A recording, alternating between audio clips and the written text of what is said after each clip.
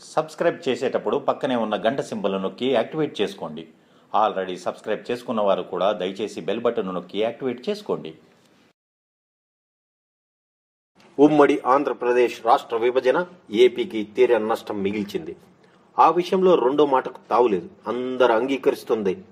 కేంద్ర మంత్రి వెంకయ్యనాయుడు కూడా అధికారంలోకి రాకముందు ఈ విషయాన్ని ఎన్నిసార్లు చెప్పారో గుర్తుపెట్టుకోవడం అంత సులువు కాదు. అధికారంలో వచ్చే వరకు చెబుతూనే ఉన్నారు.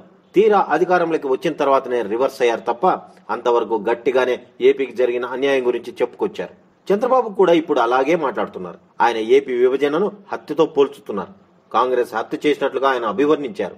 కానీ సీన్ కట్ చేస్తే తెలంగాణలో అనేక సభల్లో ఆయన తెలంగాణ రాష్ట్ర ఆవిర్భావానికి కారణం తానేనని, తాను ఉత్తరం ఇవ్వటం వల్లే తెలంగాణ సాధ్యమైందని చెప్పుకొచ్చారు.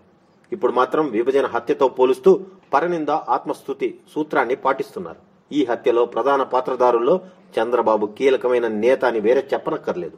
ఏపీలో వైఎస్ఆర్ కాంగ్రెస్ పార్టీ ఆవిర్భవించక ముందు అక్కడ ఉన్న పార్టీ టీడీపీ కాంగ్రెస్లే.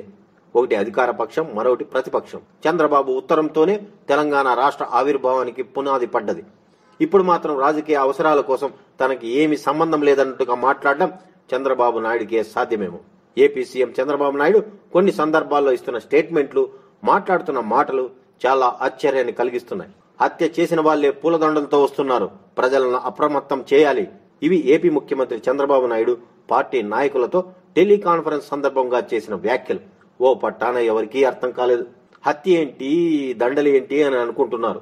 రాష్ట్ర విభజనను ఆయన హత్యతో పోల్చారు. మరి ఆ హత్యలో చంద్రబాబు నాయుడు పాత్ర లేదా? కాకపోతే ఆయన హత్యను ఎలా చేయాలో చెప్పారు తప్ప అసలు హత్యే వద్దనలేదు కదా. హత్య చేయాలని మొదటగా లేఖ రాసింది కూడా ఆయనే కదా. ఆయన చెబుతున్న హత్య కోసం సంతకాలతో లేఖలు కూడా ఇచ్చారు. అసలు రాష్ట్ర విభజనలో తన పాత్ర ఏమీ లేదని టీడీపీ అధినేత చంద్రబాబు నాయుడు చెప్పగలరా?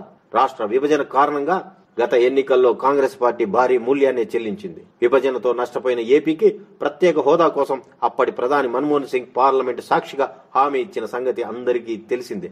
ఇదే హామీని ఎన్నికల ప్రచారంలో మోడీ, చంద్రబాబులు పదే పదే వల్లవేసిన విషయము ఏపీ ప్రజలకు విదితమే. విభజనకు ప్రధాన కారణమైన కాంగ్రెస్ పై ఏపీ ప్రజలకు కోపముంటే మరోసారి కూడా ఆ పార్టీకి వచ్చే ఎన్నికల్లో ఒక్క సీటు కూడా రాకపోవచ్చు, అది వేరే విషయం.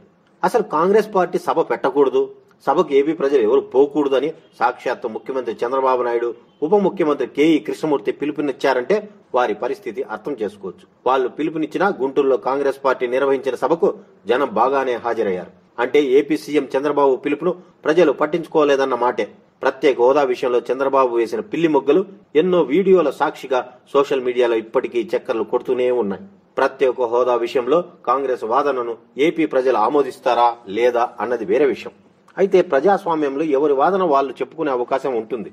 కానీ చంద్రబాబు సర్కార్ మాత్రం అసలు ఏపీలో ఎవ్వరూ బందులు చేయవద్దు, ధర్నాలు చేయవద్దు, ఏదైనా మేమే చేస్తాం, మీరు చూస్తూ ఉండాలి అన్న తరహాలో వ్యవహరించడం దారుణం. తెలంగాణ ఉద్యమ సమయంలో హైదరాబాద్ లో ఏపీ వాళ్ళు ఎవ్వరూ మాట్లాడడానికి వీల్లేదంటూ కొందరు చేసిన తరహాలోనే ఇప్పుడు చంద్రబాబు సర్కారు ఏపీలో కూడా చేస్తున్నట్లు కనిపిస్తోంది. గత ఎన్నికల్లో చంద్రబాబుకు మద్దతుగా నిలిచిన జనసేన అధినేత పవన్ కళ్యాణ్ కూడా కాంగ్రెస్ సభకు మద్దతు పలికారు. ప్రత్యేక హోదా కోసం ఎవరు పోరాడినా తాను మద్దతు ఇస్తానని ప్రకటించారు. మరి ఆయన మాత్రం టీడీపీ వదిలేసింది. అంటే తనకు అనుకూలంగా ఉన్న వారిని వదిలేసి కాంగ్రెస్ ఎక్కడ బలం పుంజుకుంటుందో అన్న భయంతో చంద్రబాబు ఈ వ్యాఖ్యలు చేసినట్టు కనపడుతోంది. ఈ వీడియో మీకు నచ్చినట్లయితే లైక్ చేయండి, మీ అభిప్రాయాన్ని కామెంట్ చేయండి, మీ వారందరితో షేర్ చేసుకోండి. మరిన్ని ఇంట్రెస్టింగ్ అప్డేట్స్ కోసం మా ఛానల్ని సబ్స్క్రైబ్ చేసుకోవడం మాత్రం మర్చిపోకండి.